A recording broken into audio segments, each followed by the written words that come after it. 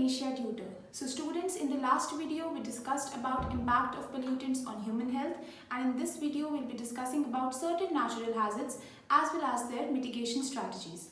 So first of all, what do we mean by natural hazards? To be more precise, what is a geohazard?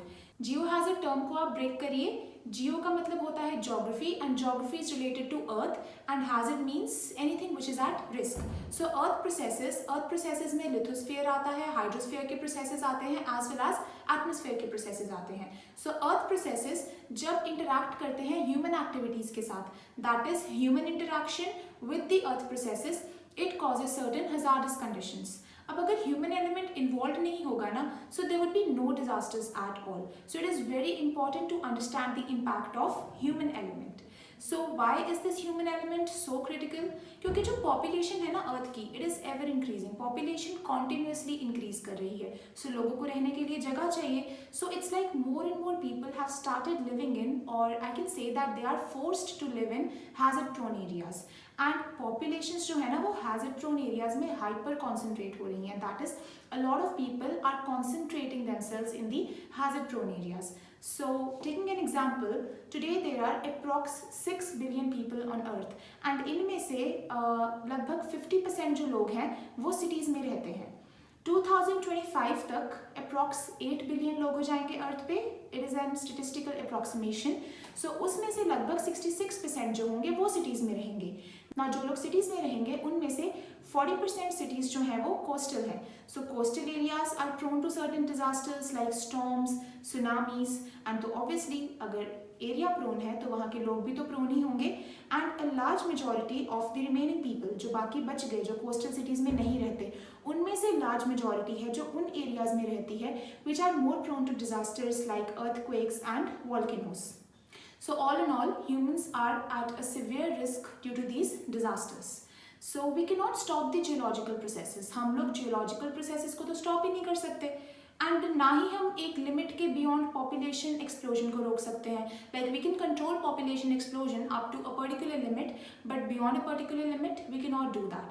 सो सबसे आसान तरीका क्या है? We need to mitigate the hazards, that is we need to reduce the hazards. अब hazards कैसे reduce हो सकते हैं? साइंटिफिक स्टडी करके. That is the people need to be aware about the science of these disasters.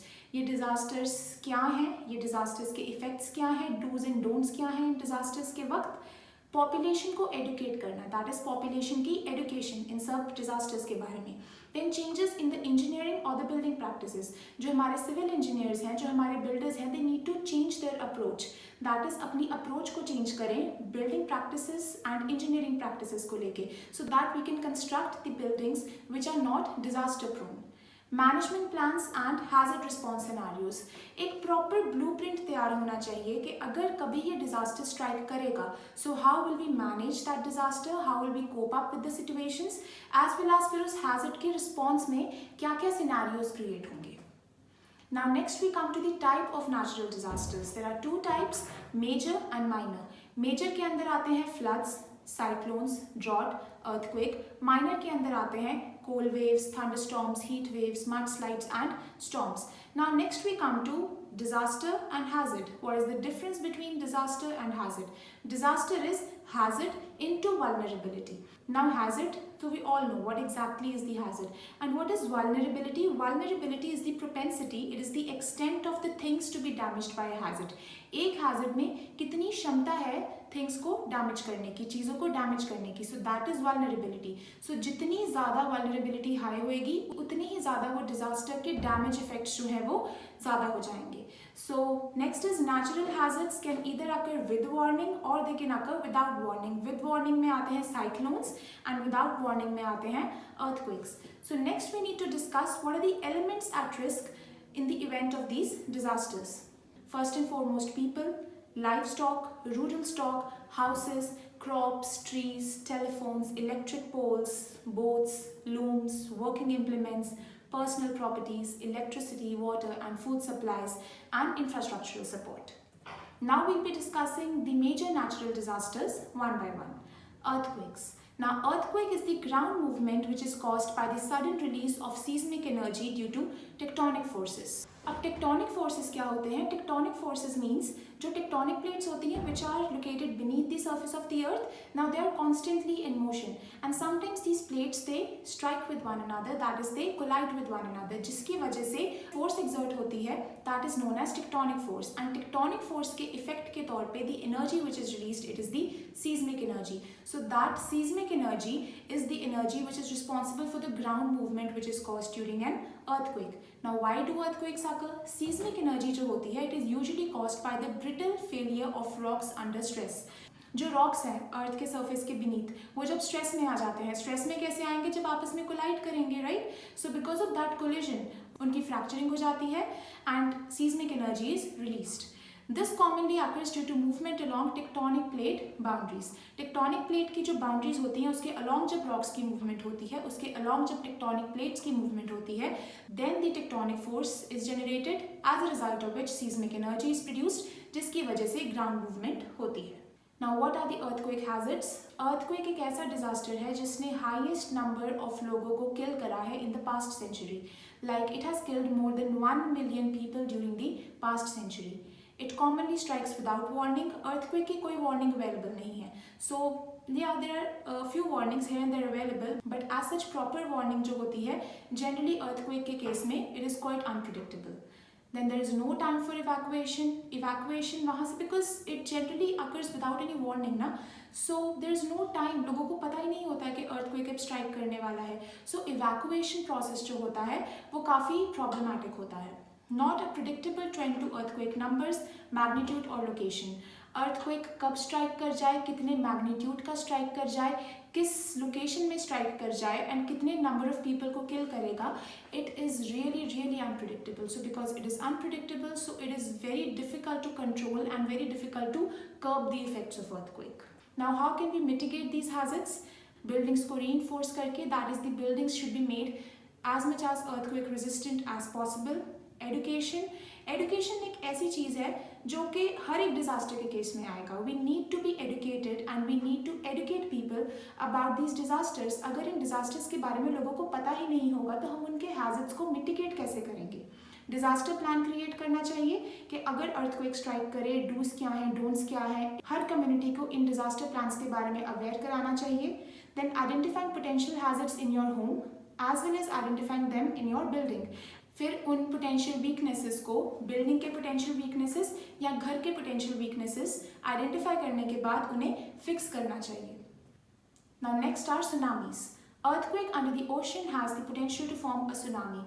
अब अगर earthquake ocean के under strike करेगा so it will cause a tsunami. Now in order to form a tsunami earthquake must vertically displace the overlying water. अब tectonic plates के ऊपर जो water है, now tectonic plates की मूवमेंट इस हिसाब से होनी चाहिए कि वाटर जो है वो वर्टिकली डिस्प्लेस हो. So when the water would be vertically displaced it would lead to tsunami. Now how can we mitigate the hazard from tsunamis? Monitoring. Monitoring means tsunamis को monitor करके रखा जाए. Activities जो है टेक्टोनिक प्लेट्स की वो पहले से ही मॉनिटर करी जाए. Now same thing comes for earthquakes as well. लेकिन जैसे earthquakes की मॉनिटरिंग करना बहुत मुश्किल होता है, similarly tsunamis को भी मॉनिटर करना it is really very difficult. First of all, it is a very technology intensive process. तो टेक्नोलॉजी इंटेंसिव प्रोसेस है, so it is really difficult कि हम इस टेक्निक को एक इकोनॉमिकल लेवल पे सेट कर सके बिकॉज बहुत एक्सपेंसिव होता है. It is really sophisticated. Often no technology is available to monitor local tsunamis. अगर हमें लोकल लेवल पे सुनामीज को मॉनिटर करने के लिए इन टेक्नोलॉजीज को यूज़ करना है it is almost impossible because इतना ज़्यादा फंड इट्स नॉट अवेलेबल. इतनी ज़्यादा फंडिंग नहीं पॉसिबल हो पाती है. सो लोकल लेवल पे तो सुनामीज को मॉनिटर करना इट इज़ ऑलमोस्ट इम्पॉसिबल. अगर हम एक बड़े लेवल पे मॉनिटर करना चाहें तो it is still possible but इतना भी ज़्यादा श्योरिटी नहीं होती है उस मॉनिटरिंग की. Next is building restrictions in hazard prone areas. जो एरियाज काफ़ी हैजर्ड प्रोन है वहाँ पे रिस्ट्रिक्शंस क्रिएट कर दिए जाएं ताकि डैमेज जो है वो मिनिमाइज किया जा सके. Sewell construction. सीवेल कंस्ट्रक्शन से क्या होगा, अर्ली वेव ब्रेकिंग हो जाएगी तो वो जो सुनामी की वेव है वो आगे जाने ही नहीं दी जाएगी. सीवेल बन गया जिसकी वजह से वो वेव पहले ही ब्रेक कर दी जाएगी. It prevents wave run up into urban areas. तो अगर वो वेव पहले ही ब्रेक कर दी जाएगी तो अर्बन एरियाज तक वो पहुंच ही नहीं पाएगी जिसकी वजह से नुकसान काफ़ी हद तक कम किया जा सकता है. एजुकेशन. एजुकेशन में आते हैं warning systems, evacuation plans and general understanding of the hazards involved. As I have already discussed कि एडुकेट तो हमें हर एक डिजास्टर के केस में लोगों को करना ही पड़ेगा। वार्निंग सिस्टम्स क्या है उस पर्टिकुलर डिजास्टर के, फिर अगर वो डिजास्टर स्ट्राइक करता है तो इवैक्यूएशन प्लान्स क्या है, एंड जनरल अंडरस्टैंडिंग हैजर्ड्स की कि सुनामी के केस में क्या क्या हैजर्ड्स हैं और उन्हें हमें कैसे कैसे कंट्रोल करना है और उन हैजर्ड्स से हमें कैसे कैसे डील करना है। Next we come to cyclones. In meteorology, a cyclone is a large-scale air mass that rotates around a strong center of low atmospheric pressure. जो एयर होती है साइक्लोन के केस में वो एक सेंटर के आसपास रोटेट कर रही होती है and that centre has low atmospheric pressure, and जो एयर होती है उसका एटमॉस्फेरिक प्रेशर हाई होता है। Now air always tends to move from high to low atmospheric pressure, so इसकी अट्रैक्शन की वजह से, इसी फोर्स की वजह से उस एयर को एक रोटेटरी सर्कुलेटरी पाथ मिलेगा। It's the most widespread destructive weather hazard. Now, cyclone is a weather hazard which is the most destructive one. Example में आते हैं Hurricane Floyd, Hurricane Katrina, and there are many more examples. Now, what damage is produced by a cyclone? It is responsible for the loss of power and utilities. जो power की supplies होते हैं, जो power की lines होती हैं, वो सारी डिस्ट्रॉय हो जाती हैं, बेसिक यूटिलिटीज़ डिस्ट्रॉय हो जाती हैं, flying debris flying here and there, trees का लॉस हो जाता है। Now, how do we mitigate the hazard from a cyclone? Monitoring, that is early warning systems. Infrastructure में आते हैं साइक्लोन वॉल्स क्रिएट करे जा सकते हैं जिससे कि वो जो साइक्लोन की जो एयर का फ्लो होता है वो ब्रेक किया जा सके। कम्युनल शेल्टर्स क्रिएट करे जा सकते हैं। Now what are communal shelters? Communal shelters are certain establishments जहाँ पे लोगों को during the time of a disaster place किया जा सकता है सो दैट मिनिमम लॉस हो। Next is education and planning. As I've already discussed, education and planning would come under every mitigation strategy of each and every disaster. Next we come to floods. Now a flood is an overflow of water which submerges land which is usually dry.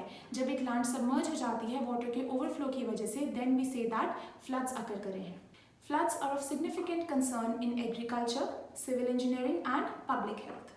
Now how can we mitigate the hazard from a flood? हम लोग flood के hazard को mitigate करने के लिए जो flood का run of है उसको हम लोग रीडायरेक्ट कर सकते हैं। दैट इज हम लोग डिसाइड कर सकते हैं कि जो फ्लड का वाटर है उसे हम लोग किस डायरेक्शन में ले जाना चाहते हैं, बिकॉज ऑब्वियसली तो हम लोग उसको रीडायरेक्ट उस डायरेक्शन में करेंगे जहाँ पे इस्टेब्लिशमेंट्स एंड प्रॉपर्टी ना हो ताकि मिनिमम लॉस हो। So we can redirect the flood run off by the use of flood walls and flood gates. Now अब अगर हमें मिटिगेट करना है ना फ्लड का hazard, we can do it at 2 levels. One is the personal level, that is individual properties के लिए क्या किया जा सकता है, एंड देन कम्युनिटीज क्या कर सकते हैं। So for the protection of individual properties, जो प्रॉपर्टी ओनर्स होते हैं they can fit the homes to stop water entering by blocking doors and air vents. Doors और एयर वेंट्स को ब्लॉक कर दिया जाता है, वाटर प्रूफ कर दिया जाता है कुछ इंपॉर्टेंट एरियाज को, और जो बिल्डिंग्स के एजेस होते हैं ना उन्हें सैंड बैग कर दिया जाता है। सो इन सब चीज़ों से वाटर की एंट्री को काफ़ी हद तक कंट्रोल करा जा सकता है। And for the protection of communities, temporary flood defenses can be constructed which involve raising the edge of water with levees, embankments और walls. embankments की हेल्प से या walls की हेल्प से हम लोग वाटर के एज को रेज कर देते हैं जिससे कि वाटर की एंट्री को टेम्परेरीली ब्लॉक किया जा सकता है। Now both these methods, that is individual level का जो मेथड है एज वेल एज जो कम्युनिटी लेवल का मेथड है, it is not a permanent method, it is not something which can stop the flow of the water permanently, but at least temporarily कुछ time के लिए water को control करा जा सकता है जिससे कि लॉस जो है वो मिनिमम हो जाए। Now last we come to drought. A drought is a damage of ground which is usually caused by dry weather. Dry weather की वजह से ground को damage हो जाता है. There are cracks, there are crevices which develop in the ground. Now drought generally occurs during the summer season because summer season के वक्त ground already dry होती है and अगर तब rainfall कम हो जाए so drought conditions can easily be created. It occurs when there has been no rainfall from a long period of time. Mitigation कैसे कर सकते हैं? Through irrigation and crop rotation. Now, drought is something which cannot be prevented, but at least we can try to prevent the damage as much as possible. Like prevention is always better than cure. तो हम लोगों को जितना हो सके उतना पानी preserve करना चाहिए drought के लिए, because drought में क्या हो जाता है, पानी की कमी हो जाती है ना, so we need to preserve as much as water as we can. We need to preserve our groundwater resources. We need to preserve rainwater as much as possible. तो rainwater को store करके रखना चाहिए, and we should plant as much as trees as possible. Trees की cutting को stop करना चाहिए, because trees are something which help a lot to maintain the groundwater level. So students, this was about the natural disasters and their mitigation strategies. I hope this video proved to be informative for all of you. So if you like this video, kindly subscribe to our channel. Thank you.